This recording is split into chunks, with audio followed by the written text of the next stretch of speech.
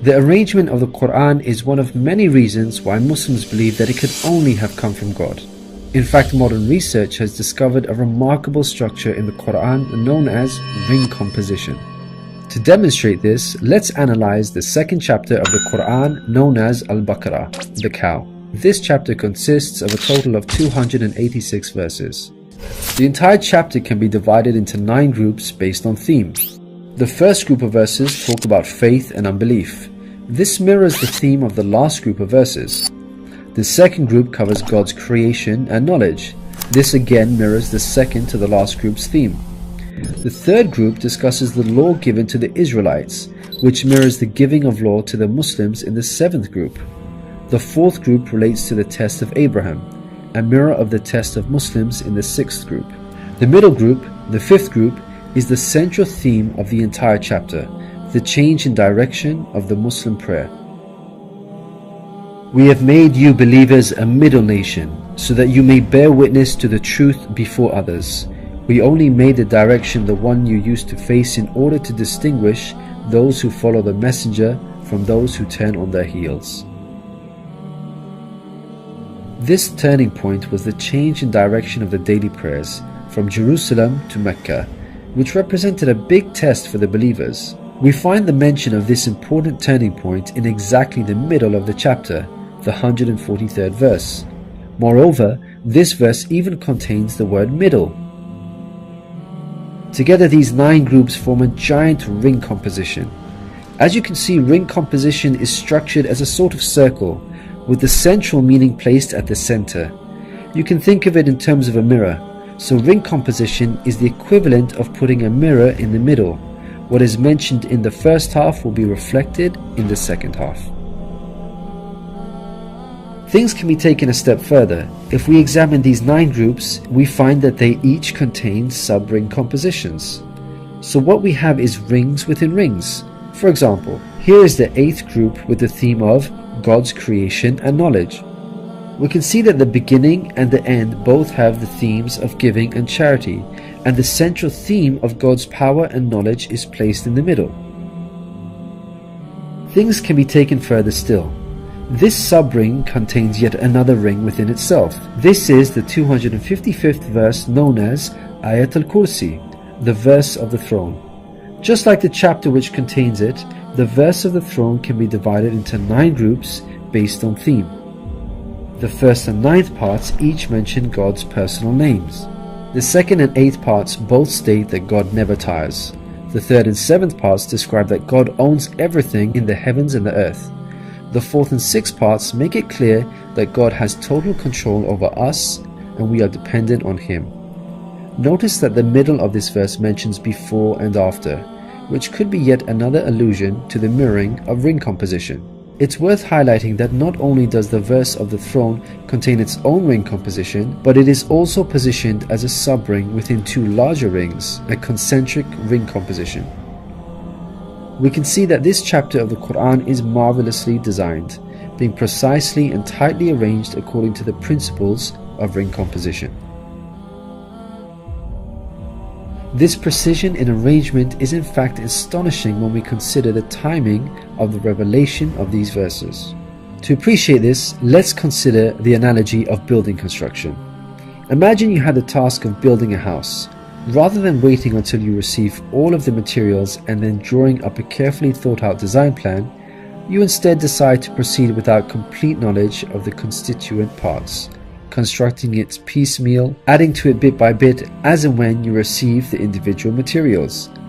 What are the chances that this approach will result in a well-constructed house? Unlike an organized approach where each part is placed in its best possible position according to a design plan, instead you have a situation where it seems each part is placed arbitrarily, depending on the order in which the parts were received. In such circumstances, you would most likely end up with a very poorly designed house, liable to collapse at any time. It is highly unlikely, perhaps even impossible, that this disorganized approach would end up with the same stunningly designed house as an organized approach. Yet this is exactly what we find with the Quran's structure. The builder in our example is the Prophet Muhammad, peace be upon him. The house that he began to build since its first verses were revealed to him is the Quran. The rooms and bricks in our construction example are its chapters and verses. He can never have a design plan in place for the Quran because the revelation of many of its verses depended on events that were out of his control, such as the social developments and challenges that he faced throughout his prophethood. For example, believers would come up to him and question him on a particular matter, or his enemies would challenge him. The responses in the form of revelation would then descend on him, addressing the specific situation that he was facing. How could Muhammad have devised such an intricate plan when he could not predict the events that would dictate the revelation of verses? Such an arrangement would have to be planned in advance, but this was not possible due to these events being out of his control.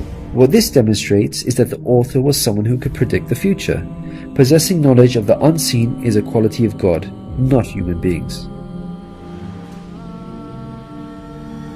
Some critics may point out that books prior to the Quran had this literary style, and therefore we cannot use this as an evidence for the Quran's divine origin. However, comparing the Quran to other books is like comparing night and day for many reasons. Firstly, Prophet Muhammad, peace be upon him, was not a poet, nor did he have any literary reputation. In fact, like many people at the time, he could not read or write. Secondly, most people would assume that the Quran is arranged chronologically, starting with the first revealed verse and ending with the final revealed verse. This is the order in which books are typically written, in a logical sequence starting with the beginning, then the middle, and finally the end. But the way the Quran was composed is unlike any other book. Al-Baqarah, the chapter of the Quran that we have covered, was not revealed starting with verse 1, followed by verse 2, then 3, and so on. Rather, its verses were revealed out of sequence, over a span of many years, and interspaced with the revelation of verses from other chapters. The Quran's unusual manner of revelation makes implementing ring composition much more difficult than conventional books. Thirdly, conventional books follow an editorial process by undergoing multiple stages of editing, which allows the author to gradually refine the text over time. However, the Quran did not undergo an editorial process. Prophet Muhammad, peace be upon him, would place the verses in their positions as soon as they were revealed to him. With each new verse, he would not go off and review what had been previously revealed to see where he can position them in order to maintain a ring structure. Rather, spontaneous revelation was immediately followed by the placement of the verse, its position fixed. When we look at the history of the Quran's compilation, there is not a single instance of a verse being moved around in order to make it fit a ring composition. Fourthly, achieving ring composition in conventional books is much more feasible as the author has complete control over the content, allowing them to plan their structure ahead of time.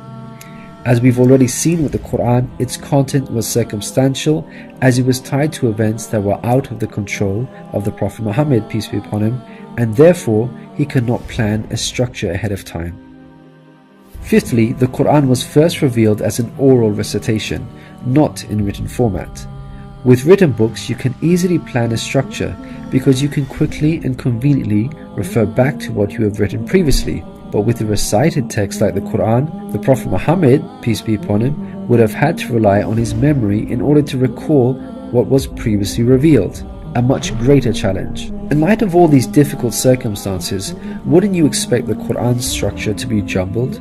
What we find against all odds, however, is that the Quran contains a remarkably sophisticated structure. The circumstances of the Quran's revelation, together with its precision and harmony, represent a compelling argument for its divine origin. Your companion is neither astray nor being misled, nor does he say anything of his own desire. It is no less than inspiration sent down to him. He was taught by one mighty in power.